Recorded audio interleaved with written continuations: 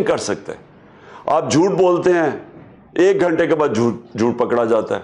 آپ کی ساری پرانی کلپس نکال لیتے ہیں لوگ, آپ نے پہلے کیا کہا تھا, آپ کیا کہہ رہے ہیں. تو یہ کبھی پہلے ہوا نہیں ہے انسانی تاریخ میں. تو پروپیگنڈا بھی بڑی جلدی ایکسپوز ہو جاتا ہے. جب بھی کوئی ایسی چیز کرتا ہے جس کے اندر کوئی بھی لوگوں کو فیک نیوز کے ذریعے پاگل بنانے کی کوشش کرتا ہے, سوشل میڈیا نہیں بنانے دیتا. ایئر کنڈیشن بند کرو.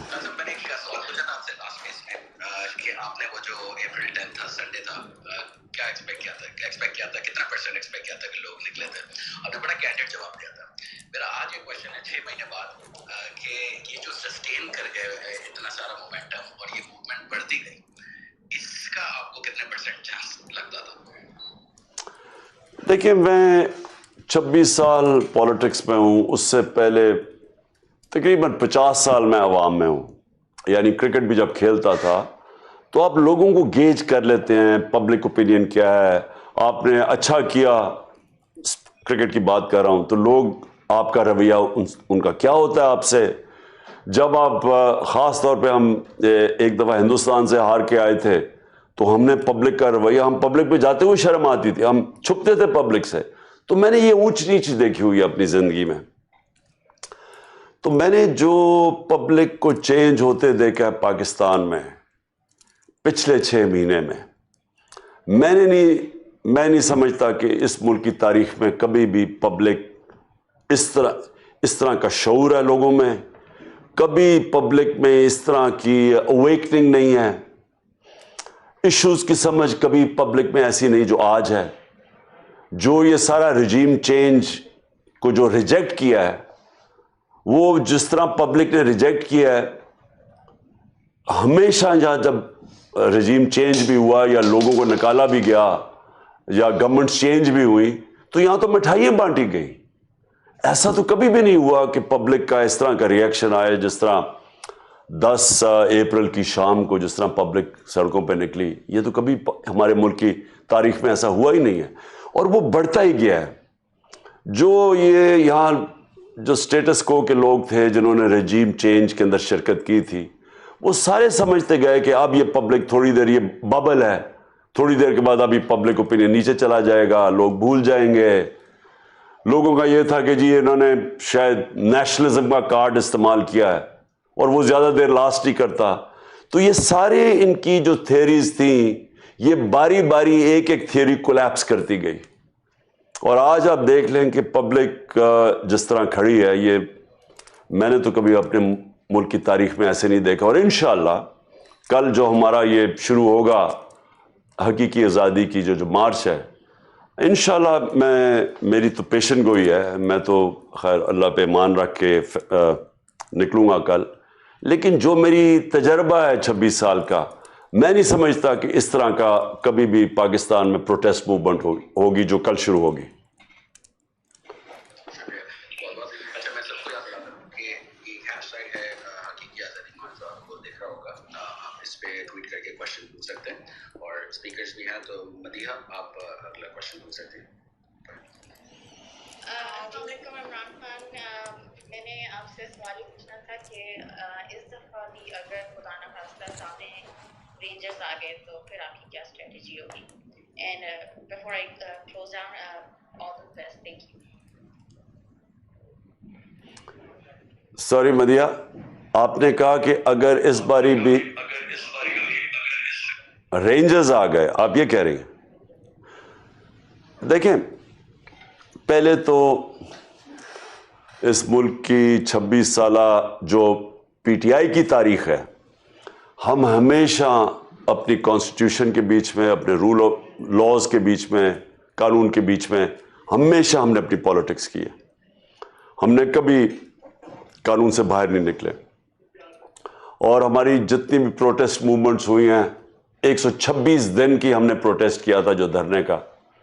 ہم نے ہمیشہ جو ہمیں آئین اور ہمارا ملک کا قانون, آزادی رائے جو ہمیں اجازت دیتی تھی, ہم نے اس کے بیچ میں سب پروٹیسٹ کیا. تو یہ جو مجھے تو نہیں سمجھ آتی کہ کیا وجہ ہوگی کہ گورنمنٹ اس کے اوپر ایکشن لے گی. کیونکہ ہم نے تو کوئی قانون توڑنا نہیں ہے. ہم نے تو جو سپریم کورٹ نے جن حد کے اندر رکھی ہوئی ہیں پروٹیسٹ، ہم نے تو اس کے بیچ میں رہنا ہے. اور کیا وجہ ہے کہ رینجرز ہمیں روکیں گے؟ اس کی کوئی وجہ نہیں ہے. ہمارے دور میں 3 لانگ مارچز ہوئی تھی. 3 لانگ مارچز میں ایک دفعہ ہم نے کوئی رکاوٹ، کوئی پکڑ دکڑ، کوئی FIR، کوئی کنٹینرز ایک دفعہ ہم نے نہیں رکھے. ہم نے لوگوں کا رائٹ ہے پروٹیسٹ کا، ان کو ہم نے پروٹیسٹ کرنے دیا. 25 مئی کو انہوں نے ہمارے ساتھ ایک آڑ لے کے کہ جی یہ ریڈ زون میں آ گئے. خیر انہوں نے وہاں کیا، لاہور میں بھی ہمارے سے کیا، ہمیں 2-3 دن پہلے پکڑنا شروع کر دیا. لیکن اب ہماری گورنمنٹ ہے پنجاب میں، تو اب تو صرف یہ اسلام آباد کے اندر کر سکتے ہیں. لیکن وہ بھی ہماری وکلا کی ٹیم تیار ہے. ہم عدالتوں کے لیے اس بار ہم نے پوری تیاری کی ہوئی ہے. ہم اپنے ورکرز کو پروٹیکشن دیں گے. اور ہم جب پہنچیں گے اسلام آباد تو ہم صرف اس دائرے کے اندر رہیں گے جو کہ ہمیں سپریم کورٹ نے اجازت دی ہوئی ہے. علی آپ اپنا کوشچن پوچھ لیں. جی السلام علیکم. افضل میرا تو آپ نے کہا نا اویئرنیس بہت زیادہ آ گئی ہے لوگوں میں، تو اسی سے سوال ہے کہ ہم یہ سمجھتے رہے میرے جیسے لوگ اور ہم جیسے بہت بڑی ایک تعداد کہ یہ ملک جو ہے وہ بہت محفوظ ہاتھوں میں ہے، اور اس ملک میں کچھ ایسے لوگ ہیں جو اس ملک کے ساتھ کبھی بھی غلط نہیں ہونے دیں گے. لیکن پچھلے 6 ماہ میں جو ہم دیکھ رہے ہیں اور جس طریقے سے ہم دیکھ رہے ہیں، جس طرح سے ایک کے بعد دوسرا، دوسرے کے بعد تیسرا، تو اب تو لگتا ہے کہ پتہ نہیں اس ملک کو کون چلا رہا ہے. تو یہ بہت بڑی تشویش کی بات ہے کہ اگر اس ملک کے ادارے بھی اگر ہمارے ساتھ، اس ملک کے ساتھ اس طرح سے سنسیئر نہیں ہے، تو یہ تو بہت زیادہ دکھ کی بھی بات ہے اور بہت تشویش کی بھی بات ہے اس میں. دیکھیں آج ایک پریس کانفرنس ہوئی ہے، انپریسیڈنٹڈ پریس کانفرنس، کہ کبھی بھی ISI کے چیف نے میڈیا کے سامنے پریس کانفرنس نہیں کی، اور اس کے ساتھ DG ISPR، اور وہ پریس کانفرنس ساری پولیٹیکل کی انہوں نے. تو نارملی تو وہ سیکیورٹی میٹرز پہ کرتے ہیں پریس کانفرنس، اور جو سیکیورٹی میٹرز کے باہر پریس کانفرنس ہوتی ہے وہ تو کرتے ہیں جو پولیٹیکل گورنمنٹ ہے. تو منسٹرز اویلیبل ہیں، ان کا کام تھا پریس کانفرنس کا. لیکن انہوں نے ایک انپریسیڈنٹڈ آج سٹیپ لیا. اس کے اندر انہوں نے واضح طور پہ کہا ہے کہ ہم پولیٹکس میں شرکت نہیں کریں گے، ہم پولیٹکس سے باہر رہیں گے. انہوں نے یہ بھی کہا ہے کہ اور بہت سی چیزیں کہیں، لیکن جو میں سمجھا ہوں انہوں نے ریٹریٹ کیا ہے کہ ہم ملک کو ڈیفینڈ کریں گے صرف جو ہماری آئینی رول ہے.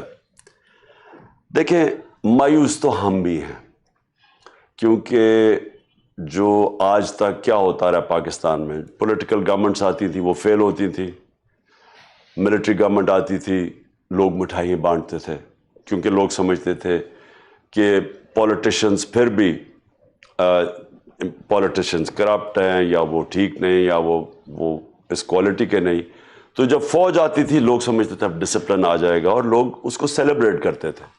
تو یہ ایوب خان کے مارشل لاء میں بھی ہوا، ضیاء الحق کے مارشل لاء میں ڈیوائیڈڈ تھی ملک، آدھی پیپلز پارٹی کے ساتھ تھے اور آدھے پھر ضیاء الحق کے ساتھ، جو کہ جس کو رائٹ اور لیفٹ کی پالیٹکس کہتے ہیں. جنرل مشرف آیا، لوگوں نے مٹھائیاں بانٹی، کیونکہ لوگ تنگ تھے. یہ 2 مین پارٹیز کی 11 سال میں جو کرپشن تھی، 2 دفعہ گورنمنٹس کرپشن میں نکالی گئی، دونوں گورنمنٹس. تو لوگ جنرل مشرف کو ایک دیکھتے تھے کہ ایسے کوئی سیویئر کہ وہ اب آ کے یہ کرپشن ختم کریں گے اور ملک کا نظام ٹھیک کریں گے. لیکن اس باری کیا ہوا ہے؟ اس باری جب گورنمنٹ ہٹائی گئی ہماری اور یہ رجیم چینج کانسپریسی جو تھی، وہی 2 پارٹیز آ گئیں جن کے جانے پہ جنرل مشرف کے دور میں سیلیبریشن ہوئی ان کی کرپشن کی وجہ سے، اور جن کی وجہ سے مجھے ووٹ پڑی. مجھے لوگوں نے ووٹ اس لیے ڈالی 2018 میں کہ لوگ ان کی کرپشن سے تنگ تھے. تو جب وہ واپس آ گئیں، پرابلمز ادھر سے شروع ہوئے.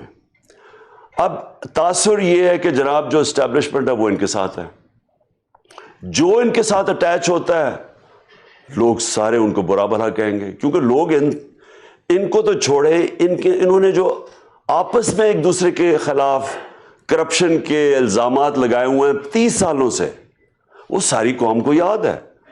تو جو پیپلز پارٹی کے سپورٹر ہیں وہ تو کنونسڈ ہیں کہ نواز شریف کرپٹ ہے، اور نواز شریف کے سپورٹر سمجھتے ہیں زرداری کرپٹ ہے، اور جے یو آئی کے سپورٹر سمجھتے ہیں دونوں کرپٹ ہے، اور انہوں نے کیا ایک دوسرے کو کرپٹ کہا ہوا ہے، الزام لگائے ہیں، زرداری کو جیل میں ڈالا ہوا ہے. تو جو بھی ان کے ساتھ ایسوسیٹ ہوگا، یہ چاہے جو مرضی ہو، جتنا مرضی لوگ اپنی فوج کو بھی اسٹیبلشمنٹ کو پسند کریں، لیکن اگر ان کے ساتھ جو لگے گا وہ اس کو لوگ اچھی نظر سے نہیں دیکھیں گے. یہ پرابلم ہوا ہے اس باری. ہماری پارٹی کو تو بڑا فائدہ ہوا ہے، جب یہ سارے اکٹھے ہو گئے لوگوں نے تو ہمیں اور سپورٹ کیا، اور جب لوگوں کو یہ بھی پتہ چل گیا وہ جو سائفر، وہ تو اب خود ہی گورنمنٹ سامنے لے آئی ہے، تو جو سائفر کا پتہ چلا کہ بیرونی ملک کانسپریسی بھی تھی ہٹانے کے لیے، اور لوگوں کو غصہ ہے. لوگوں کی عزت نفس کے اوپر فرق پڑا. لوگ پرائیڈ اور ڈگنیٹی چاہتے ہیں، لوگ خودداری چاہتے ہیں. قوم ہماری خوددار ہے. تو ایک وہ ریئیکٹ کیا، اور ایک ان کے سارے جو کرپٹ لوگ اکٹھے ہو گئے، اور پھر انہوں نے اپنے کرپشن کیسز ختم کرنے شروع کر دیے، اور قوم کی معیشت تباہ کر دی. اکانومی نیچے چلی گئی. جو ایک 6% پہ ملک گروتھ ریٹ چل رہی تھی وہ نیچے چلی گئی، اور انہوں نے آ کے اپنے کرپشن کیسز ختم کری. تو ان کے اگینسٹ نفرت ہے قوم کی، وہ ریفلیکٹ ہوئی. جو بائی الیکشنز آئے، انہوں نے پوری کوشش کی. الیکشن کمیشن جو بالکل ان کے ساتھ ایک ان کا حصہ ہے، اس نے مل کے ان کے ساتھ سازش کی، اس کے باوجود ہار گئے. تو اس وقت سٹیج یہ ہے کہ اسٹیبلشمنٹ کا صرف ایک رول عوام دیکھنا چاہتی ہے کہ وہ اس ملک میں free and fair election facilitate کریں، کیونکہ پاور تو ان کے پاس ہے. پاور بروکر بن کے ایک فیسیلیٹیٹ کریں فری اینڈ فیئر الیکشن. جو ایک ہی حل ہے ملک کو اس عذاب سے جو دلدل میں گھس رہا ہے ملک اسے نکالنے کے لیے. کیونکہ خود ہی شہباز شریف کہہ رہا ہے اب ہمارے پاس تو پیسے نہیں قرضوں کی قسطیں دینے پہ. وہ اب خود ہاتھ کھڑے کر رہے ہیں کہ جی ہم تو دنیا امداد کریں، ہمارے پاس یعنی ملک ایک ڈیفالٹ کی طرف جا رہا ہے. تو جب یہ خود ہی کہہ رہا ہے بانڈز کریش کر گئے ہیں پاکستان کے پاس اس وقت کوئی کمرشل بینک پاکستان کو قرضے دینے کے لیے تیار نہیں ہے. تو اس وقت ایک کرائسس سچویشن ہے. اس سے نکلنے کے لیے لوگ ایکسپیکٹ کرتے ہیں کہ جو اسٹیبلشمنٹ ہے فری اینڈ فیئر الیکشن کروائے. وہ کیوں کروائے؟ کیونکہ اس سے پولیٹیکل سٹیبلٹی آئے گی. پولیٹیکل سٹیبلٹی آئے گی اور اس کے بعد پھر اکنامک سٹیبلٹی ہوگی.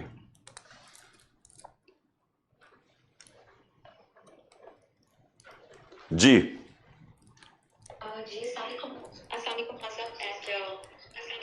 میرا کوشچن تو نہیں ہے، بیسیکلی میری آپ سے ایک ریکویسٹ ہے. سب سے پہلے تو میں نے یہ کہنا تھا کہ انشاءاللہ ہم سب کو اوورسیز پاکستانیز کو یہ ہمیں پر امید ہے ہم کہ یہ لانگ مارچ بھی کامیاب ہوگا، آپ کامیاب ہوں گے انشاءاللہ، اور یہ پاکستان کی کامیابی ہے انشاءاللہ.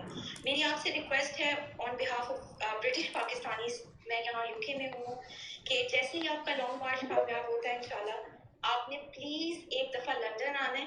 ویسے تو ہم نے نواز شریف کو آپ کی کمی محسوس نہیں ہونے دی، تقریباً بائی ویکلی پروٹیسٹ یہاں پہ ہوتے ہیں، لیکن ایک دفعہ آپ کی قیادت میں جو ہے وہ ہماری خواہش ہے کہ ہم ایور فیلڈ کی طرف مارچ کریں.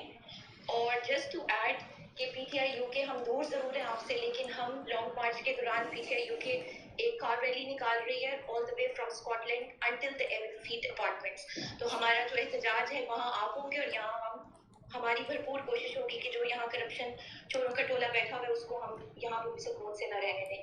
اللہ تعالیٰ آپ کا حامی و ناصر ہو. بہت شکریہ. Thank you. اچھا میں آپ کو صرف دیکھیے ایک بڑی امپورٹنٹ چیز میری ساری قوم کے لیے سمجھنے کی. دیکھیں اللہ کا حکم ہے امر بالمعروف.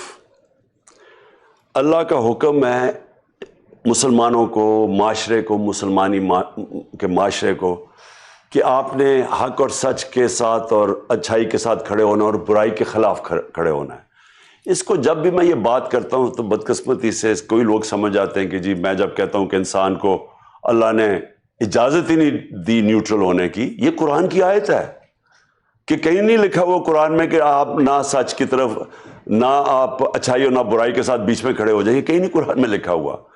اور جو مغربی معاشرے ہیں، مجھے افسوس سے کہنا پڑتا ہے کہ میں نے جو سارا تجربہ میرا انگلینڈ کے اندر بڑی دیر میں نے ٹائم گزارا اور پھر میں دنیا بھی پھرا، وہاں واقعی امر بالمعروف ہے. ان معاشروں کے اندر اگر کسی کے اوپر چوری اور کرپشن کا دھبا لگ جائے تو قوم اس کو ریجیکٹ کر دیتی ہے. اور جو اصل ایک قوم کے اندر اچھائی کو پروٹیکٹ قوم کرتی ہے. قانون کتنا لا انفورسمنٹ کتنے لوگوں کو پکڑ لے گی؟ لیکن جب ایک قوم فیصلہ کر لیتی ہے کہ ہم نے برائی کو ایکسیپٹ نہیں کرنا تو وہ سب سے بڑا پریشر ہوتا ہے، کیونکہ انسان ایک سوشل اینیمل ہوتا ہے. جب اس کو پتہ چلتا ہے کہ معاشرہ مجھے ریجیکٹ کر دے گا اگر میں نے برائی کی، وہ سب سے زیادہ ڈیٹرنس ہوتی ہے برائی کی. میں اب مہذب معاشروں کی مثال دوں گا آپ کو کہ جو ہمارے سامنے سنگاپور چینج ہوا. جب سنگاپور کے اندر ایک لیڈر نے آ کے رول آف لا قائم کیا، اور جب رول آف لا آیا تو کرپشن ختم کر دی، اس نے کسی کو قانون کے اوپر ہونے نہیں دیا. تو اس کے وزیر نے جب کرپشن کی اور وہ پکڑا گیا تو اس وزیر نے خودکشی کر لی. کیونکہ اسے پتا تھا معاشرہ اب مجھے ریجیکٹ کر دے گا. امر بالمعروف پہ چل رہا ہے. جاپان کے اندر کئی دفعہ پولیٹیشن پکڑے جاتے ہیں کرپشن میں، خودکشی کر لیتے ہیں. کیوں کرتے ہیں؟ کیونکہ معاشرے میں جگہ ختم ہو جاتی ہے. یہاں وہ بیٹھ کے لندن جا کے عیاشیاں کرنی شروع کر دیتے ہیں، اور پھر وہ تھوڑی دیر کے بعد NRO لے کے واپس آتے ہیں اور لوگ پھول پھینکتے ہیں. تو جب برائی بری نہیں ہے معاشرے میں تو پھر محنت کون کرے گا؟ تو جو بنیاد ایک معاشرے کی رکھی جاتی ہے وہ امر بالمعروف پہ رکھی جاتی ہے، جو کہ ہمارے نبی صلی اللہ علیہ وسلم نے مدینہ کی ریاست کی بیس بنائی تھی، عدل اور انصاف اور امر بالمعروف پہ. اور یہ جب ہماری قوم میں شعور آ جائے گا، ہم جب برائی کو برا کہیں گے اور ہم جب وہ نیب کورٹ میں جا رہے ہیں ہم پھول نہیں پھینکیں گے، تو یہ سب سے بڑا چینج ادھر سے آئے گا. کیونکہ قرآن کی آیت ہے کہ میں کبھی کسی قوم کی حالت نہیں بدلتا جب تک وہ قوم خود اپنی حالت بدلنے کی کوشش نہیں کرتی. عمر آپ اپنے کوشچن. جی السلام علیکم خان صاحب، عمر واشنگٹن ڈی سی سے. جی میرا کوشچن سب سے پہلے تو مجھے اس چیز میں کوئی شک نہیں ہے کہ کامیابی جو ہے وہ خان صاحب آپ کا مقدر ہے اور کوئی چیز آپ کو جو ہے وہ چکا نہیں سکے گی. میرا کوشچن تھوڑا سا ہٹ کے ہے کہ آپ ایک طریق سفر ہے 26 سال آپ کا ایک پولیٹیکل کیریئر ہے اور آپ پاکستان کے پرائم منسٹر بھی رہے، لیکن اس کے ساتھ ساتھ جو آپ کی ایک روحانی سفر ہے اور جو آپ کی روحانی پرواز ہے، تو کیا ہم کوئی ایکسپیکٹ کریں آپ کی طرف سے کوئی بک یا کوئی رائٹنگ میں ایسی چیز کہ جو کہ اس قوم اور اس نسل کے کام آئے گی، اور جب کل کو کوئی لیڈر کھڑا ہو تو دوبارہ اسی سانپ سے نہ ڈسا جائے کہ جس سے پوری پاکستان کی جو سیاسی تاریخ ہے وہ بڑی بڑی ہے. تو کائنڈلی اس پہ تھوڑا سا دیکھیں، پہلے تو میں یہ بتاؤں کہ ہم انشاءاللہ کل نکلیں گے تو کوشش انسان کے ہاتھ میں ہے. نیتیں دلوں کے راز اللہ جانتا ہے اور کامیابی اللہ دیتا ہے. تو پہلے تو یہ مجھے جب لوگ کہتے ہیں نا کہ کیا آپ جب نکلیں گے آپ کامیاب ہو جائیں گے، کامیابی تو اللہ کے ہاتھ میں ہے، کوشش میرے ہاتھ میں ہے. کوشش میں پوری کروں گا. اور یہ ہم نے جتنا بھی تجربہ پروٹیسٹ مارچز سے سیکھا ہے، دھرنوں سے سیکھا ہے، وہ سارا تجربہ ہم اس مارچ کے اوپر ہم نے استعمال کیا. اور انشاءاللہ مجھے پوری امید ہے کہ قوم کے اندر جو میں شعور دیکھ رہا ہوں، میں سمجھتا ہوں کہ اس ملک کی تاریخ میں کبھی اتنی زیادہ پبلک ایک مارچ کے لیے نہیں نکلے گئی. اب آپ نے جو دوسری بات کی روحانیت کی، دیکھیں انسان جو ہے نا وہ سارا وقت جب سے وہ پیدا ہوتا ہے، وہ اللہ نے ہمیں نماز کا کیوں کہا ہوا کہ نماز پڑھو؟ نماز میں انسان سارا وقت ایک ہی چیز مانگتا ہے، اللہ وہ سیدھا راستہ دکھا جس پہ تو نے نعمتیں بخشی. نماز میں صرف آپ اللہ سے یہ مانگتے ہیں. تو جب آپ اس سفر پہ نکلتے ہیں، یہ سیدھے راستے کے سفر پہ، یہ یاد رکھیں یہ ایک ڈائنامک پروسیس ہے. جو آپ روحانیت کی بات کرتے ہیں اس کے درجے ہیں. تو ہم اصل میں راستہ کس کا مانگ رہے ہیں؟ ہم اپنے نبی صلی اللہ علیہ وسلم کا راستہ مانگ رہے ہیں اللہ سے، جو اللہ حکم ہمیں کرتا ہے کہ ان کے راستے پہ چلو، ان کی سنت پہ چلو. یہ راستہ ہم کبھی بھی ادھر نہیں پہنچ سکتے جدھر جو مقام اللہ نے ہمارے نبی کو دیا، لیکن ہم جتنے اس راستے پہ چلتے جاتے ہیں ہم اپنا ہی بھلا کرتے جاتے ہیں. اور وہ کیا ہوتا ہے کہ ہمارے اندر ایک چینج آنا شروع ہو جاتا ہے، ہمارے اندر ایک سکون آنا شروع ہو جاتا ہے. جتنا مرضی ہماری باہر زندگی کے اندر مشکلات کا سامنا ہو، دشواریاں ہوں، لیکن اندر انسان میں سکون ہوتا ہے. جبکہ وہ جو دوسرا راستہ ہے، وہ جب آپ کہتے ہیں نا نماز میں کہ اس سے راستے پہ اللہ جن پہ نعمتیں بخش، اس کے نہیں جو غلط راستے پہ چلے گئے. وہ جو دوسرا راستہ ہے وہ کئی دفعہ لگتا بڑا اچھا ہے، گلیمرس لگتا ہے، وہ آپ کو دیکھنے میں اٹریکٹیو لگتا ہے، وہ آپ کو فلموں میں ایڈز اور یہ وغیرہ اس میں لگتا ہے کہ وہ ہم تو سارا اس راستے پہ جانا چاہتے ہیں. اس راستے میں کئی دفعہ آؤٹ ورڈلی لگتا ہے کہ جناب انسان تو بڑا انجوائے کر رہا ہے، لیکن اندر سکون چلا جاتا ہے اور خوشی چلی جاتی ہے. جو خوشی ہے نا انسان کی، وہ کنیکٹڈ ہے آپ کی روح کے ساتھ، روح کنیکٹڈ ہے اللہ کے ساتھ. تو جو اللہ کا راستہ آپ مانگ رہے ہیں یا نبی صلی اللہ علیہ وسلم کا راستہ مانگ رہے ہیں، وہ راستہ آسان نہیں ہے، لیکن وہ راستہ آپ کو اللہ کے ساتھ کنیکٹ کر دیتا ہے. اور وہ جب اللہ کے ساتھ کنیکٹ ہوتے ہیں، آپ کی روح اور خوشی آتی ہے اندر سے، روح سے. تو یہ دو مختلف راستے ہیں اور طرز زندگی مختلف ہے. تو جتنا آپ اس راستے پہ چلتے جاتے ہیں، یہ روحانیت کا جو آپ راستہ کہتے ہیں، اتنا انسان اور اس کی نالج بڑھتی رہتی ہے اور وہ اس پہ اور چینج آتا رہتا ہے اور وہ اور کنیکٹ ہوتا جاتا ہے اللہ سے. تو دو مختلف راستے ہیں، ایک مٹیریلسٹ ہے، ایک اسپریچول ہے. اور میں ضرور، آپ نے کہا میں ضرور کتاب لکھوں گا، کہ میں نے آج سے پتہ نہیں 12 سال پہلے جب کتاب لکھی تھی تو میں نے اپنی اسپریچول جرنی کا بتایا تھا، اور وہ اصل میں نے کتاب آج سے 22 سال پہلے لکھی تھی. یعنی وہ جو اسپریچول جرنی ہے کہ میرا جو روحانی سفر ہے وہ 22 سال پہلے تھا. تو یہ جو کیونکہ آپ مسلسل آپ ہر روز نمازیں مانگ رہے ہوتے اللہ میرا اس راستے پہ لگا، تو یہ کانسٹنٹ ریفارمیشن ہو رہا ہوتا ہے آپ کے اندر، مسلسل چینج آ رہا ہوتا ہے. اور جتنا آپ علم سیکھتے جاتے ہیں آپ بدلتے جاتے ہیں. تو ہمیں تو ایک حدیث ہے نا کہ جب سے پیدا ہوا انسان، ہمارے نبی صلی اللہ علیہ وسلم کا حکم ہے جب تک تم مرتے نہیں تم علم سیکھتے جاؤ. تو علم اصل میں تو روحانیت کا علم ہے.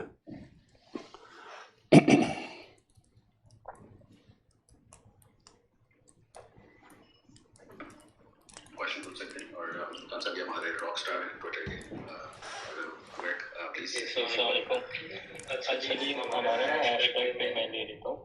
ایک ڈرامہ کا آیا تھا، اس کے بارے میں تھا کہ خان صاحب آپ پٹیشن لو اور جو قانون یوز ہو رہے ہیں نوجوانوں کو، سوشل میڈیا کے نوجوانوں کو پک اپ کیا جاتا ہے اور جیل میں بند کر دیتے ہیں. تو جو اداروں کو تنقید کہتے تو ایسے ہیں کہ تنقید کر رہے ہیں. تو آپ جب گورنمنٹ میں انشاءاللہ تو میجورٹی کے ساتھ آئیں گے تو اس کے بارے میں کیا کریں گے؟ دیکھیے میں آپ کو ایک بات بتاؤں، جو بھی معاشرہ آزادی رائے کو دباتا ہے نا، وہ اپنا ہی نقصان کر لیتا ہے، اپنی تباہی کرتا ہے. میں آپ کو ہماری زندگی میں تو اب زیادہ پیچھے نہیں جاتا، لیکن میں اپنی زندگی کے بتاتا ہوں. ہم نے 2 سپر پاورز تھی، سوویت یونین اور امریکہ، دونوں سپر پاورز تھی. ایک آگے نکل گئی، دوسری پیچھے رہ گئی، کیونکہ سوویت یونین کے اندر انہوں نے کرش کر دیا جو آزادی رائے، فریڈم آف ایکسپریشن ہے، انہوں نے وہ کرش کر دیا. دوسرے معاشرے کے اندر انہوں نے اس کو اجازت دے دی، اور اس سے ہوا کیا کہ ان کا تھاٹ ڈیولپمنٹ وہ آگے نکل گئے. اور وہ جو معاشرہ جو تنقید ختم کر دیتا ہے اپنے سے، جب تنقید ختم ہو جاتی ہے نا، وہ معاشرہ کبھی بھی گرو نہیں کرتا. آپ اپنے پیچھے چلے جائیں، جب نبی صلی اللہ علیہ وسلم مدینہ کی ریاست بنائی تھی، آپ سمجھ جائیں کہ اس کے اندر بہت بڑا جب انہوں نے عدل اور انصاف کیا تھا تو انہوں نے حکومتیں دیے تھے، پروٹیکٹ کیا تھا انسانوں کو. یاد رکھیں اس معاشرے کے اندر حضرت عمر رضی اللہ تعالی خلیفہ وقت، ایک عام آدمی کھڑا ہو کے پوچھتا ہے کہ آپ بتائیں جناب آپ نے یہ کپڑے کدھر سے لی، کدھر سے پیسہ آیا آپ کا؟ کوئی قانون کے اوپر نہیں تھا، ہر کسی کے اوپر تنقید.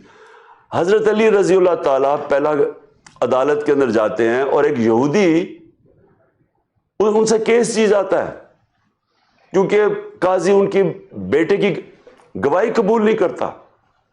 تو اسلام تو ادھر سے شروع ہوا تھا جو آج ہم فریڈم آف ایکسپریشن کہتے ہیں یہ تو مسلمانوں میں شروع، جو ہماری پہلے ریاست تھی مدینہ کی ادھر سے شروع ہوا تھا، اور بہت دیر تک مسلمان معاشروں میں آزادی رائے بہت نسبتاً مغربی اور باقی دنیا سے بہت زیادہ تھی، اس لیے ٹاپ سائنٹسٹ سارے مسلمان تھے، کئی صدیوں تک ساری مسلمان لیڈرز ان تھاٹ تھے، کیونکہ وہاں فریڈم آف تھاٹ تھا۔ تو جب ہم ایک معاشرے کے اندر لوگوں کو مار دھاڑ کے ان کو بند کر دیتے ہیں، ان کا منہ بند کر دیتے ہیں، ہم ریئلائز نہیں کرتے کہ ہم کسی ادارے کو پروٹیکٹ نہیں کر رہے، ہم اپنے ملک کو ہی کمزور کر رہے ہیں۔ اور اداروں کی جب تنقید نہیں ہوگی تو ان کی ڈیولپمنٹ کیسے ہوگی؟ اور میری کوشش ہے، مجھے کئی دفعہ کہا جاتا ہے جی عمران صاحب آپ نے کوئی یہ فلانی بات کر دی یا اسٹیبلشمنٹ کے اگینسٹ کر دی، میری پوری کوشش ہوتی ہے کہ میری اسٹیبلشمنٹ یا میری فوج کے اوپر تعمیری تنقید ہو، جو انسان اپنے بچوں کی کرتا ہے تعمیر ان کے لیے، ان کی بہتری کے لیے۔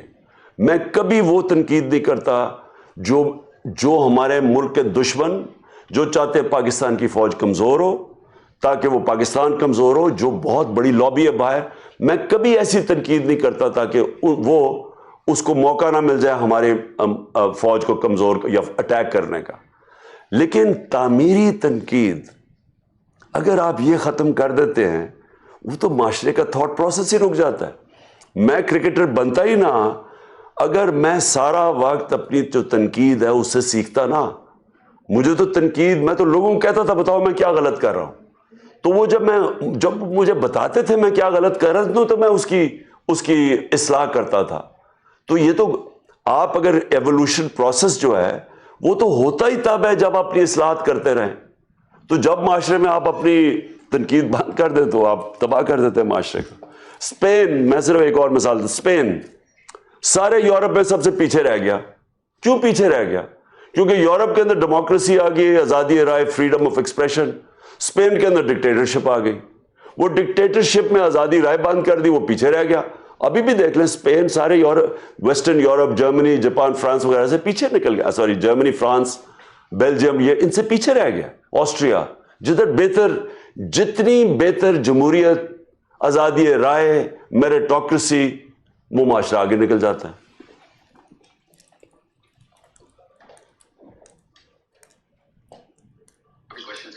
جی خان صاحب، ایک تو سوال بہت زیادہ جو پوچھا جا رہا ہے کہ کل کہاں پر آنا ہے اور اسٹریٹجی کیا ہے مارچ کی، مطلب ڈے 1 میں کیا ہوگا، ڈے 2، ڈے 3، اس طرح کر کے جو ڈے وائز اسٹریٹجی ہے وہ کیا ہوگا، کیونکہ 4 کو اگر 4 تک اسلام آباد پہنچنا ہے تو پورا جو پلان ہے وہ کس طرح سے ہوگا؟ ہمارا جی کل انشاءاللہ 11 بجے ہم گیدر ہوں گے لبرٹی چوک پہ، اور مجھے لگتا ہے کہ روشنی اندھیرے تک ہم صرف لاہور کراس کریں گے، شاہدرہ تک پہنچیں گے، اور وہ لاہور میں ہم پیدل، یعنی ہماری گاڑیاں پیچھے ہوں گی لیکن کنٹینر کے ساتھ پیدل چلیں گے ہم سب۔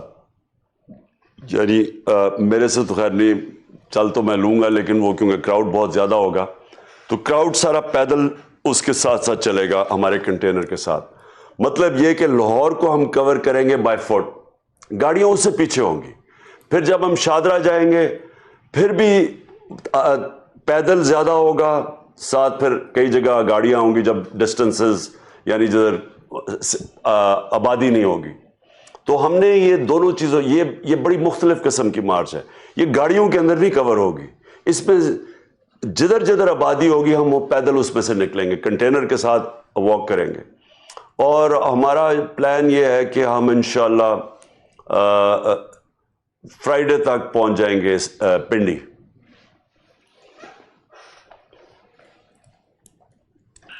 اچھا، جو ہو چکا ہے کافی سارے کوسچن۔ اچھا خان صاحب، ایک فنومنا یہاں پر ٹویٹر پہ ہوا تھا جب آپ نے اسپیس کی تھی، اس کے بعد سے ایک ٹرینڈ ہی بن گیا کہ پورا 24 گھنٹے اسپیسز پی ٹی آئی کی ہوتی رہتی ہے، اور ڈفرینٹ، مطلب ایسا لگتا تھا کہ ہر روم پی ٹی آئی کا۔ تو بہت سارے یہاں لوگ ہیں جن کو میں ایک شاؤٹ آؤٹ دینا چاہتا ہوں، شریار ہیں، بیگس ہیں، مصطفیٰ ہیں، اور ایڈی ہیں، بہت سارے لوگ ہیں جو 24 گھنٹے اسپیسز، میراتھن اسپیسز کرتے تھے، اور پی ٹی آئی کا جو لوگوں کو بات کرنے کا موقع دیتے تھے، بہت یعنی کہ ایک ماحول بنا ہوتا تھا، ایسا لگتا تھا ایک پی ٹی آئی فیملی ہے پوری دنیا میں۔ اور سب بات کرنے کا موقع ملتا تھا اور سب اپنا وینٹ آؤٹ کرتے تھے اور بہت سب کرتے تھے. تو ایک ویسے سوال جو وینٹ آؤٹ کے زمرے میں آتا ہے وہ ایک واسف کا سوال ہے. آج تک وہ پوچھ رہے تھے کہ اتنی ریڈیکولسنس ہو رہی ہے پاکستان میں 6 مہینے سے, آپ کیسے اپنے آپ کو کیسے برداشت کرتے ہیں یہ سب, کیونکہ ان سے تو نہیں ہو رہی ہے, تو وہ پوچھ رہے ہیں کہ آپ کیسے کرتے ہیں. دیکھیں, میں بھی یہ ضرور کہوں گا کہ میں نے جو یہ 6 مہینے میں پاکستان میں دیکھا ہے, میں نے یہ کبھی پہلے نہیں دیکھا اپنی زندگی میں.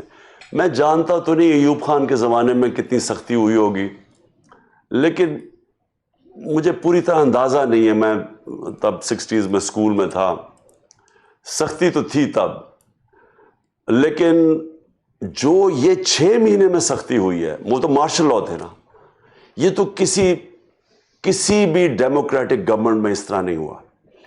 اور جو میں نے جنرل مشرف کے دور میں, کیونکہ میں اپوزیشن میں تھا, بلکہ مجھے جیل میں بھی ڈالا چند دن, میں نے تب بھی کبھی اس طرح کی سختی نہیں دیکھی جو اس دور میں ہوئی ہے, بلکہ میں نے کبھی ایسے نہیں دیکھا. میں نے اپنی زندگی میں اس طرح کی سختی, جو انہوں نے ڈرانا, دھمکانا, مارنا, ننگے کر کے, اعظم سواتی جیسا آدمی 75 ایئرز اولڈ سینیٹر, دادا اور نانا, اس کو جنہوں نے ابیوز کیا, بچوں کے پوتے اور پوتیوں کے سامنے اس کو پہلے مارا, اس کے بعد جا کے اس کو نامعلوم افراد نے اس کو ٹارچر کیا اور ننگا کر کے. میں نے کبھی اس طرح کی چیزیں نہیں دیکھی. اس سے پہلے شہباز گل کو انہوں نے اسی طرح ننگا کر کے اس کو ٹارچر کیا, اور وہ ایسی چیزیں تھیں جو ہائی لائٹ بھی نہ ہوتی ہیں اگر یہ نہ کرتے. اب اعظم سواتی کا ساری دنیا میں گیا کہ جی فوج کی تنقید, ایک ٹویٹ کیا, تنقید کی, اور اس کی وجہ سے اسے ہوا ہے, سینیٹر سے ہوا ہے, ساری دنیا میں خبر چھپی, پاکستان کی علیحدہ بدنامی ہوئی. اس سے کیا فائدہ ہوا؟ کیا اس سے لوگ ڈر جائیں گے؟ اس سے نفرتیں بڑھیں گی. اور یہ جو چیزیں ہم کر رہے ہیں, یہ مجھے افسوس سے کہنا پڑتا ہے کہ یہ ہمارے ملک کو پیچھے دھکیل رہی ہیں, یہ نقصان پہنچا رہی ہیں ہمارے ملک کو. اس طرح کی چیزوں سے کبھی ملک میں کسی ادارے کی رسپیکٹ نہیں ہوتی. رسپیکٹ ادارہ کرواتا ہے اپنی پرفارمنس سے, اپنی مثلا عدالتیں ہیں, ججز ہیں, ججز کبھی بھی کنٹیمپٹ سے اپنی رسپیکٹ نہیں کروا بیٹھے. ججز اپنی ججمنٹ سے رسپیکٹ کرواتے ہیں. لوگ تب ان کی رسپیکٹ کرتے ہیں. لوگ اعمال سے رسپیکٹ کرتے ہیں. ڈنڈے سے آپ جانوروں کو تو صحیح کر سکتے ہیں, انسانوں کو نہیں کر سکتے. انسانوں کے اندر ریزنٹمنٹ آ جاتی ہے, غصہ آ جاتا ہے, اور ہماری 22 کروڑ عوام ہے, اور یہ یاد رکھیں کہ یہ کبھی بھی یہ اوور فلو کر سکتا ہے. تو میں یہ امید رکھتا ہوں کہ یہ جو اب تک ہمارے 6 مہینے سے ہوتا رہا ہے, اس کے سبق کوئی سیکھیں گے کہ اس سے کیا فائدہ ہوا. کیا کوئی لوگ ڈر گئے, چھپ گئے؟ بلکہ پبلک تو اور زیادہ, اور سارا ڈرا رہے تھے ہمارے ساتھ نہ پبلک لگے, تو وہ تو پبلک اور زیادہ لگ گئی. اور انشاءاللہ کل آپ دیکھیں گے کہ پبلک تو ہمارے ساتھ کھڑی ہے آج, کیونکہ وہ ان چوروں کے اگینسٹ تو ساری پبلک یونائٹ ہو گئی ہے. تو اگر کسی کا یہ خیال ہے کہ مار دھاڑ کے, ڈرا اور خوف کر کے ان لوگوں کو ایکسیپٹ کر جائے گی پبلک, یہ تو ہونا ہی نہیں ہے.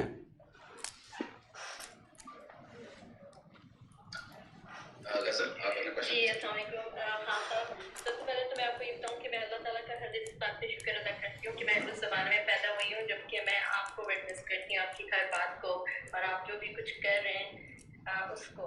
تو اور اگین اس کے بعد ہے آپ کا شکریہ کہ آپ یہ سب کچھ کر رہے ہیں.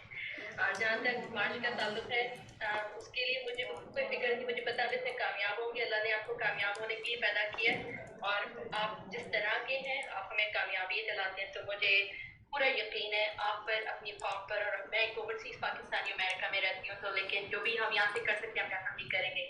جو آخری بات مجھے صرف آپ سے ایک وعدہ کرنا ہے, اور وہ یہ کہ مجھے پتا آپ کا اسٹینڈرڈ بہت ہائی ہے, اور آپ نے اتنے بڑے کینسر ہاسپٹل بنائے ہیں. میں یہاں پہ جان ہاپکنس میں ڈائریکٹر ہوں ایناٹومک پیتھولوجی کی, اور کینسر ریسرچ پاکستان میں اور کینسر ڈائگنوسس پاکستان میں, اس کو امپروو کرنا یہ میرا مشن ہے, جو کہ آپ کی وجہ سے آیا ہے.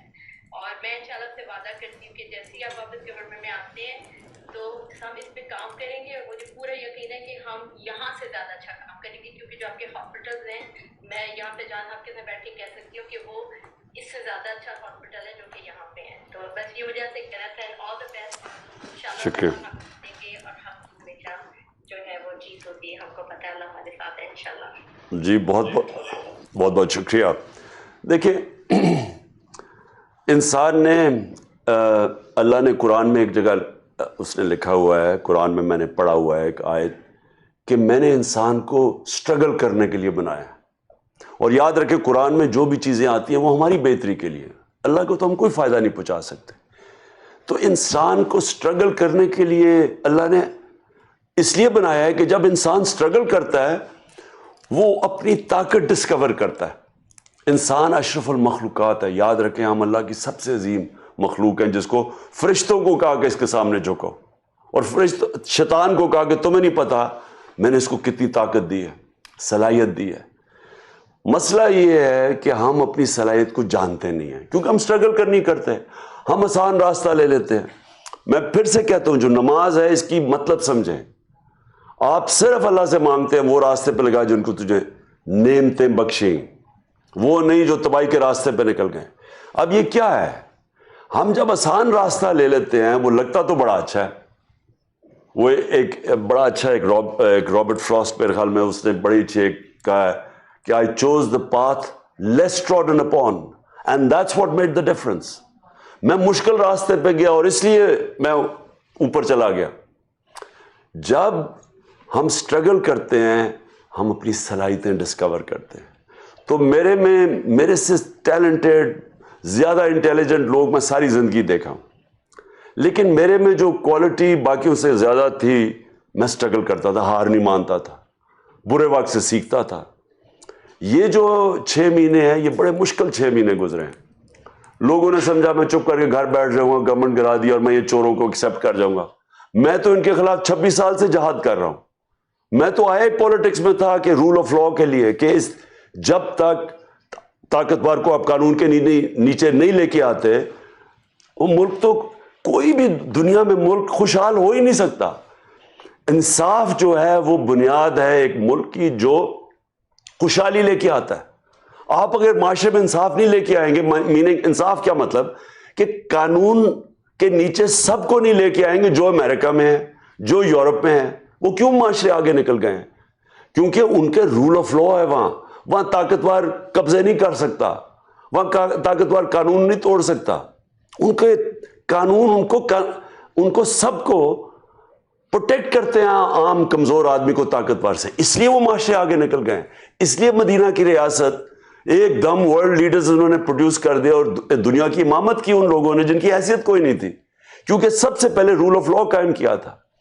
تو ہماری سٹرگل ہے رول آف لا کے لیے, اور یہ جب تک ہم یہ سٹرگل میں کامیاب نہیں ہوں گے, اتنی زیادہ نعمتیں اللہ نے پاکستان کو دی ہیں, ہم کامیاب نہیں ہو سکتے. اور آپ نے ابھی جو بات کی آخر میں, دیکھیں ہمارے ملک کے اندر جب آپ جیسے لوگ جنہوں نے باہر جا کے اچھی یونیورسٹیز کالجز میں پڑھ کے آپ نے نالج گین کی, آپ نے ہنر گین کیا, سکلز سیکھے آپ نے, جب تک آپ جیسے لوگ اس ملک میں واپس نہیں آئیں گے اور پھر سٹرگل کریں گے آگے, یہ نہیں کہ آسان زندگی ایکسیپٹ کریں. وہ بڑی آسان زندگی ہے. میں ساری زندگی کرکٹ کھیل کے, جو اللہ نے مجھے کرکٹ کا مقام دیا تھا, مجھے تو کوئی کام کرنے کی ضرورت ہی نہیں تھی. میں تو کرکٹ کے اوپر تبصرے کرتا رہتا, اور جو جدھر مقام تھا مجھے تو کچھ ہاتھ اٹھانے کی ضرورت نہیں تھی, لیکن میری زندگی ختم ہو جانی تھی وہاں, کیونکہ سٹرگل ختم ہو جانی تھی. تو آپ کے لیے میں سارے جتنے اوورسیز پاکستانیز ہیں میں سب کو کہوں گا کہ آپ نے اپنا ہنر سیکھ لیا, پروفیشن سیکھ لیا, لیکن یہاں آ کے اس ملک کو آپ کی ضرورت ہے. جب آپ یہاں محنت کریں گے, اور میں ہمیشہ سمجھتا ہوں کہ جب ہم اپنے اوورسیز پاکستانیز کا سکلز, ان کے پروفیشنز, ان کی اسپیشلٹی وہ پاکستان میں لائیں گے اور ان کی انویسٹمنٹ پاکستان میں آئے گی, ہمیں کسی کی ضرورت نہیں پڑے گی IMF یا کسی اور ملک کی. یہ تب ملک اٹھے گا. جی علی ہیش ٹیگ سیکشنز لے کے آپ کو جو آ رہے ہیں, ایکچولی ایک تو چیز نہیں ہے, ریکویسٹ کا کاؤنٹر نا 167 پہ اسٹک کر گیا اور کچھ لوگ کہہ رہے ہیں کہ اسپیس پہ آنے میں بھی تھوڑا مشکل ہو رہا ہے. تو علی جو ہیش ٹیگ پہ کوشچن ہے وہ پھر پلیز لیں. نہیں ایکچولی عمران میرے پاس ایک وائس نوٹ ہے ڈاکٹر مہوش اورنگزیب صاحبہ کا جو ہماری ٹیم کی ممبر نہیں ہے تو میں وہ پلے کرنا چاہتا ہوں خان صاحب کے لیے. Here we go. السلام علیکم خان صاحب. I do not have a question. I took a day off from work today تاکہ میں آپ کو آج صرف آپ کو یہ بات پہنچانی تھی. My mother used to pray for you. جب آپ سیاست یافتہ کریئر لانچ پہ تھا اس وقت میری ماں دعا کیا کرتی تھی آپ کے لیے کہ اللہ اس کو پاکستان کا سربراہ بنا. آپ کی کامیابی کے لیے وہ اپنی آخری تک اپنے آپ کی کامیابی کے لیے دعا کرتی رہی. آپ نے جب ہم سے ہرے پاسپورٹ کو کا وعدہ کیا اس دن سے یہ میرا خواب ہے کہ میں پاکستان واپس آؤں گی اپنے گرین کارڈ اپنے گرین پاسپورٹ کو فلیش کرتی ہوئی عزت کے ساتھ اس کو دوبارہ عزت ملے گی. میرا دن سٹارٹ ہوتا ہے ہر روز میرا سٹارٹ ہوتا ہے آپ کی جان کا صدقہ دیتے ہوئے. آپ کا یہ آج آپ سے یہ پرومس ہے میرا کہ میں اور میری بہن دونوں پریکٹسنگ میڈیکل پریکٹیشنرز ہیں ڈاکٹرز ہیں لیکن ہم ہر سال جب آپ کا نیا پاکستان کا خواب دوبارہ پورا ہوگا اور جب آپ دوبارہ اسمبلی میں آؤ گے when you're back in the house میں اور میری بہن ہم پاکستان جا کے ایک مہینہ ہر سال شوکت خانم کے لیے والنٹیئر کریں گے اور اگر مجھے وہاں پہ والنٹیئر کرنے کے لیے پوچھا بھی لگانا پڑا تو میں لگاؤں گی کیونکہ شاید اس طرح سے ہم آپ کا تھوڑا سا قرض اتارنے کے قابل ہو جائے. ہماری دعائیں ہیں آپ کی سکسیس کے لیے. بس اللہ آپ کو سلامت رکھے پاکستان کے سب پہ. بہت بہت شکریہ جی بہت شکریہ. دیکھیں پہلے تو سب کو ایک چیز سمجھ آنی چاہیے. سارا وقت لوگ فکر کرتے ہیں کہ عمران صاحب آپ کو کچھ ہو جائے گا یا آپ کی جان کو خطرہ ہے یا فلانا. دیکھیں ایمان رکھیں اللہ میں. اللہ نے فیصلہ کرنا ہے جب آپ نے اس دنیا سے جانا ہے. کوئی اس فیصلے کو بدل نہیں سکتا. جب آپ کا یہ ایمان ہو جاتا ہے اور پھر ہاں اللہ ہمیں کہتا ہے صدقہ دو دعا کرو. ہم محنت کرتے ہیں ہم کوشش کرتے ہیں ہم اللہ سے دعا کرتے ہیں لیکن آخر میں پھر ہم اس پہ چھوڑ دیتے ہیں سب کچھ. ہم محنت کر کے اپنی کوشش کر کے کتنا ہم اپنا دھیان رکھ سکتے ہیں ہم اللہ پہ چھوڑ دیتے ہیں. اور یاد رکھیں کہ یہ انسان کی آزادی ہے. جو صحیح آزادی ہے انسان کی وہ تب جب اس کو ایمان اللہ دے دیتا ہے. میں اپنے بچوں کو کہتا ہوں کہ سب سے بڑا جو اللہ کا تحفہ ہے انسان کو وہ ایمان ہے. ایمان آپ کو آزاد کر دیتا ہے ہر چیز سے, سوچ سے, فکر سے, گھبراہٹ سے. مر جاؤں گا, میری نوکری چلی جائے گی, مجھے کوئی ذلیل کر دے گا, اس سے آپ آزاد ہو جاتے ہیں. اور پرواز صرف آزاد انسان کے اوپر ہوتی ہے, غلام اوپر نہیں پرواز کر سکتے. میں اپنے بڑی کوشش کی جب میں وہ رحمۃ اللہ علیہ العالمین اتھارٹی بنائی کہ میرے جو یوتھ ہے ان کو سیرت نبی پڑھائی جائے. وہ کیا چیز تھی کہ وہ انسان ٹرانسفارم ہو گئے تھے. یہ تو ہسٹوریکل فیکٹ ہے کہ 622 اور 632 کے بیچ میں انسان بدل گئے تھے اور وہ لوگوں نے دنیا کی لیڈرشپ سنبھال لی. وہ چینج ہوئے تھے لوگ. وہ فکری انقلاب تھا. اور لوگ اس لیے کہ وہ جو اقبال اپنی شاہین کہتا ہے, شاہین کی پرواز تو اوپر ہی تب ہوتی ہے جب وہ آزاد ہو. زنجیریں ہو وہ کیسے پرواز کر سکتا ہے. تو صرف میں آپ کو یہ کہنا چاہتا ہوں کہ جو ایمان ہے یہ ہمیں آزاد کرتا ہے. میرا یہ ایمان ہے کہ اللہ نے مجھے اس دنیا سے نہیں لے کے جانا جب تک کہ ہم اس کو وہ پاکستان نہ بنائیں جو قائد اعظم کی جد و جہد تھی, علامہ اقبال کی خواب تھی.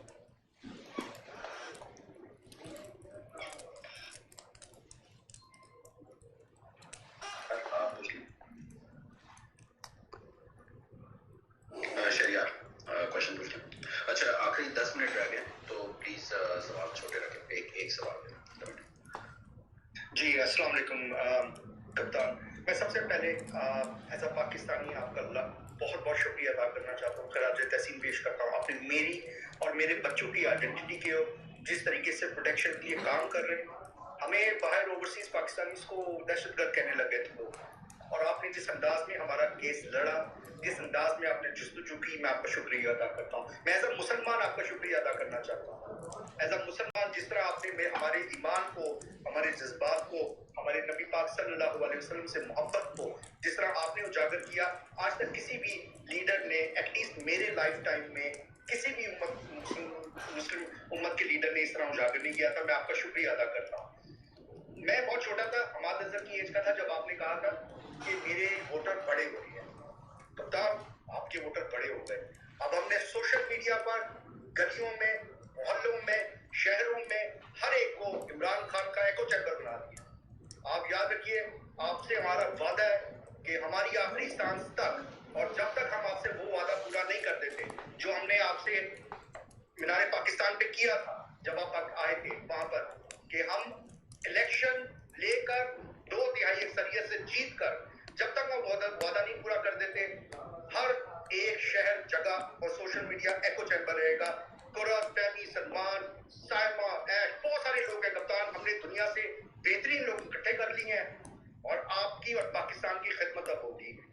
सिर्फ उस छोटी बात के लिए जिस तरह आप लोगों ने हमें सपोर्ट किया, एक नसीहत जो आप हमें देना चाहें, बस यही मेरा सवाल है। बहुत बहुत शुक्रिया। देखिए, मैं आपको, क्योंकि मेरी सारी ज़िंदगी, बल्कि ज़्यादातर ज़िंदगी तो बाहर गुजरी, ट्रैवलिंग में गुजरी। मैं 18 साल की उम्र में पढ़ने पाकिस्तान क्रिकेट टीम के साथ चला गया, फिर मैंने यूनिवर्सिटी एजुकेशन, फिर मैं 20 साल तो मेरी ज़िंदगी आधी इंग्लैंड में प्रोफेशनल क्रिकेट खेलता था, आधी फिर दुनिया में टूर करता रहता था।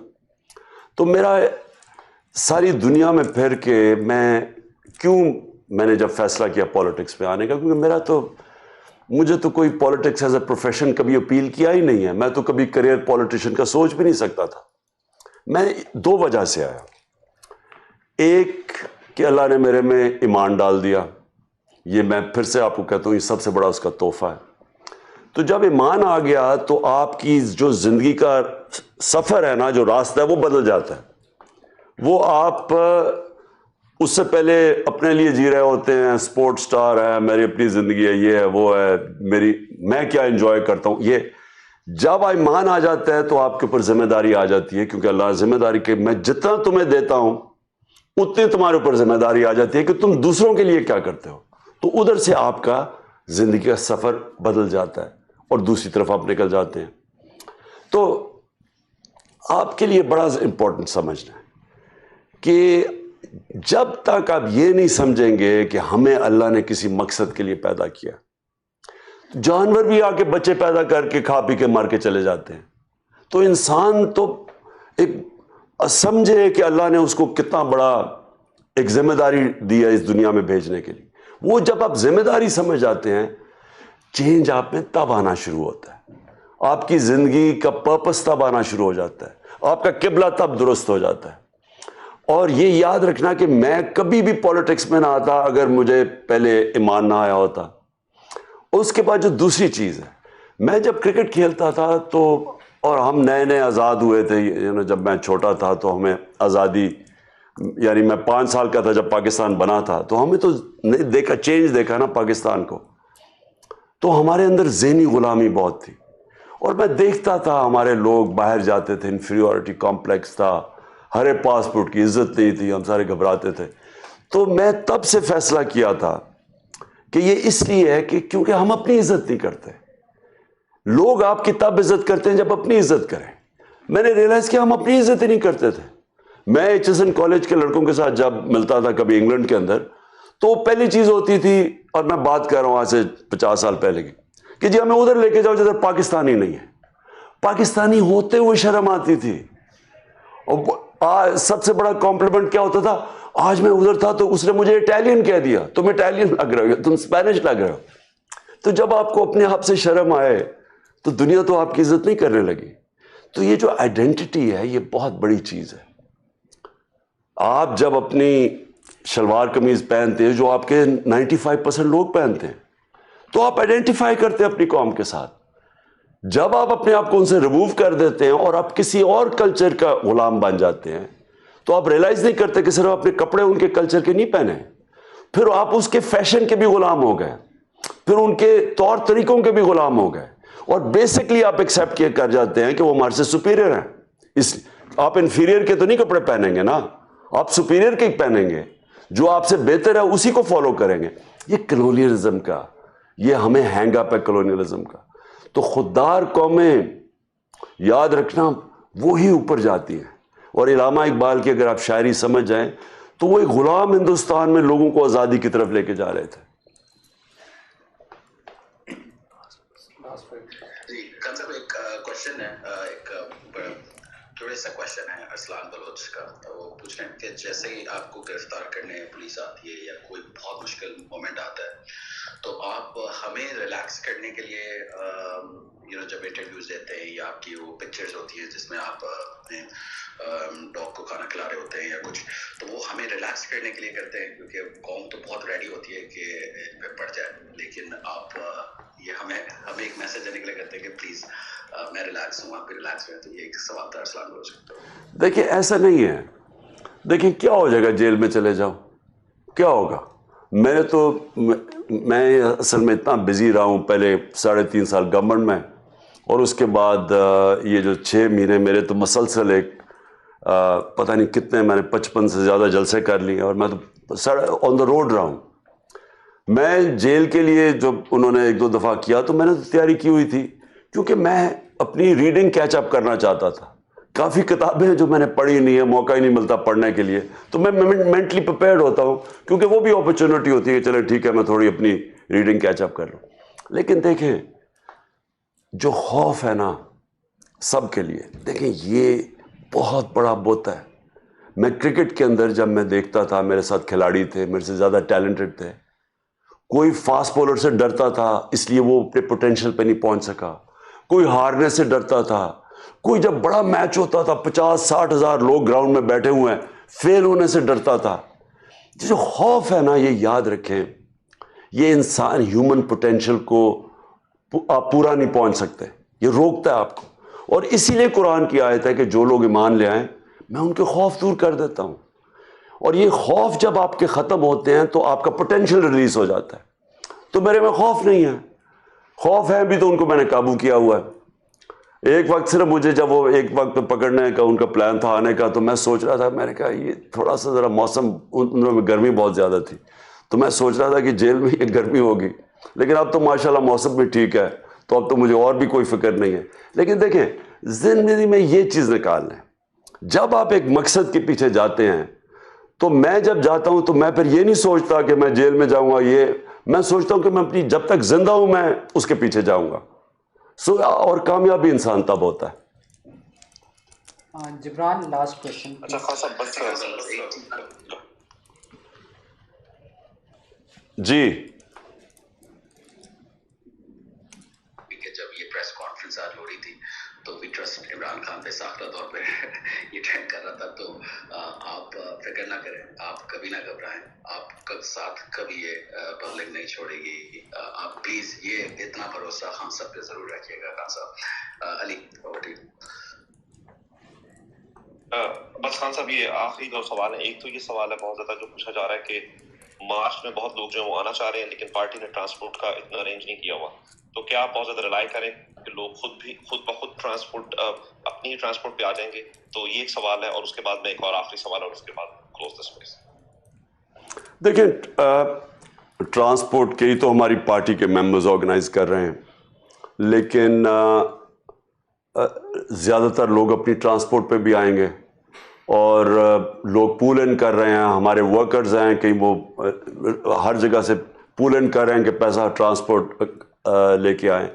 पार्टी इतना ज़्यादा पैसा कहाँ खर्च कर सकती है? अब वैसे मैं फंड रेजिंग करने लगा हूँ, मैं पैसे इकट्ठे करूँगा इसके लिए भी, अपना जो मार्च के लिए, लेकिन फिर भी इतने ज़्यादा तो जितनी पब्लिक आनी है उसके लिए तो हम पैसे नहीं इकट्ठे कर सकते सबकी ट्रांसपोर्ट के लिए। तो हम अस्यूम कर रहे हैं कि हम अपने वर्कर्स के लिए तो करेंगे थोड़ी, लेकिन लोग भी इसके लिए मोटिवेटेड जो होंगे वो कोशिश करेंगे आने की।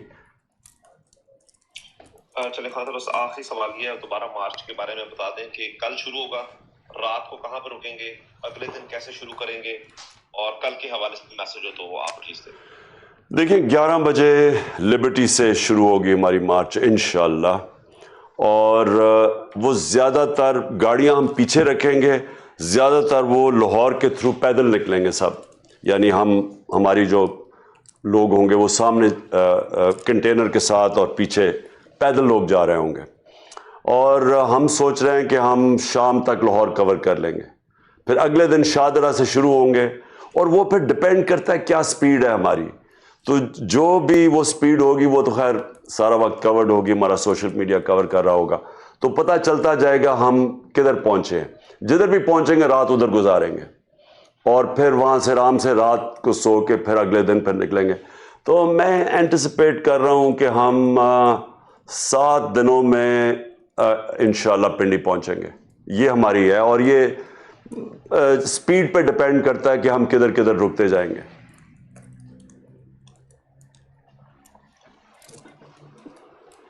اوکے جی، تھینک یو، ہم نے قائد کو پڑھا ہے، اور بہت شکریہ۔